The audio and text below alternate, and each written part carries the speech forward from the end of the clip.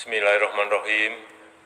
Assalamualaikum warahmatullahi wabarakatuh. Salam sejahtera bagi kita semuanya. Om Swastiastu, Namo Buddhaya, salam kebajikan. Bapak, Ibu, dan saudara-saudara sebangsa dan setanah air, penerapan PPKM darurat yang dimulai tanggal 3 Juli 2021 yang lalu adalah kebijakan yang tidak bisa kita hindari, yang harus diambil pemerintah meskipun itu sangat berat.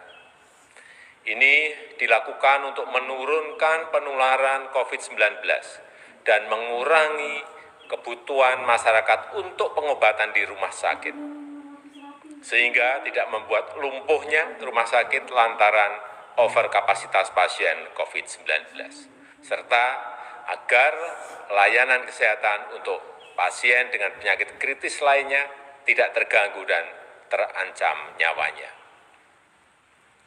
Namun, alhamdulillah, kita patut bersyukur setelah dilaksanakan PPKM darurat, terlihat dari data penambahan kasus dan kepenuhan bed rumah sakit mengalami penurunan.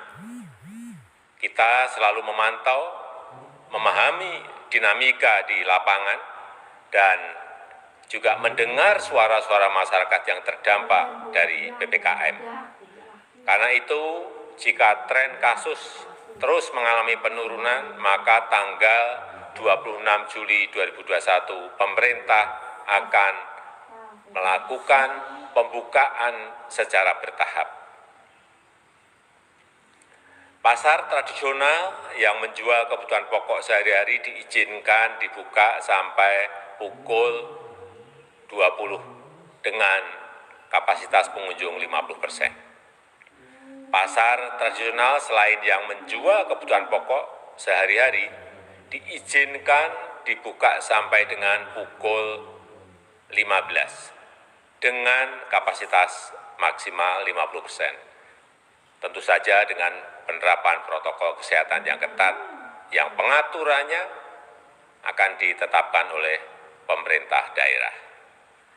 Pedagang kaki lima, toko kelontong, agen atau outlet, voucher, pangkas rambut, laundry, pedagang asongan, bengkel kecil, cucian kendaraan, dan usaha kecil lainnya yang sejenis diizinkan buka dengan protokol kesehatan ketat sampai dengan pukul 21 yang pengaturannya teknisnya akan diatur oleh pemerintah daerah. Warung makan, pedagang kaki lima, lapak jajanan, dan sejenisnya yang memiliki tempat usaha di ruang terbuka diizinkan buka dengan protokol kesehatan dengan ketat sampai pukul 21 dan maksimum waktu makan untuk setiap pengunjung 30 menit. Sedangkan kegiatan yang lain pada sektor esensial dan kritikal, baik di pemerintahan maupun swasta, serta terkait dengan protokol perjalanan akan dijelaskan secara terpisah. Saya minta kita semuanya bisa bekerja sama bahu-membahu untuk melaksanakan PPKM ini dengan harapan kasus akan segera turun dan tekanan kepada rumah sakit juga menurun. Untuk itu, kita semua harus meningkatkan kedisiplinan dalam menerapkan protokol kesehatan, melakukan isolasi terhadap yang bergejala, dan memberikan pengobatan sedini mungkin kepada yang terpapar. Pemerintah akan terus membagikan paket obat gratis untuk OTG dan yang bergejala ringan yang direncanakan sejumlah 2 juta paket obat. Lalu bagaimana bantuan untuk masyarakat yang terdampak?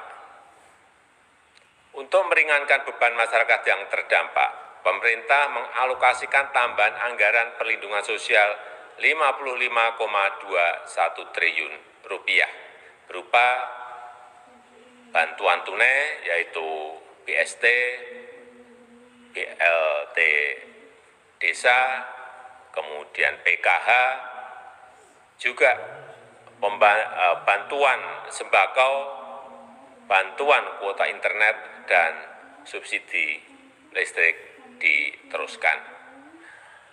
Pemerintah juga memberikan insentif untuk usaha mikro informal sebesar 1,2 juta untuk sekitar 1 juta usaha mikro, dan saya sudah memerintahkan kepada para menteri terkait untuk segera menyalurkan bansos tersebut kepada warga masyarakat yang berhak. Saya mengajak seluruh lapisan masyarakat, seluruh komponen bangsa untuk bersatu melawan COVID-19 ini. Memang ini situasi yang sangat berat, tetapi dengan usaha keras kita bersama, insya Allah kita bisa segera terbebas dari COVID-19. Dan kegiatan sosial, kegiatan ekonomi masyarakat bisa kembali normal. Terima kasih.